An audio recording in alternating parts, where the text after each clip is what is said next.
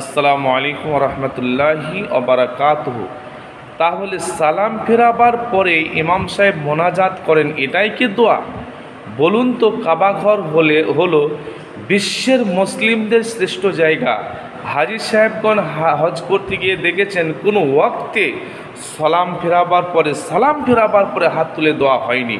অথচ আমরা কেমন হুজুর সাহেব, আমাদের উপরে কি অবতীর্ণ হয়েছে আল্লাহর বাণী? না, এরা মিথ্যাভাবে আমি আমার মুসল্লিদেরকে ভাওতা দিচ্ছি। ইমাম সাহেব বলেন, রব্বানা আতিনা ফিদ্দুনিয়া হাসানাতাও ওয়া ফিল আখিরাতি হাসানাতাও ওয়া কিনা আযাবান্নার। আল্লাহ আমাকে ইহকালে পরকালে ভালো রাখো। মুক্তাদিগণ বলেন আমিন। ইমাম সাহেব বলেন, রব্বির হামহুমা কামা রব্বিয়ানি সগীরা।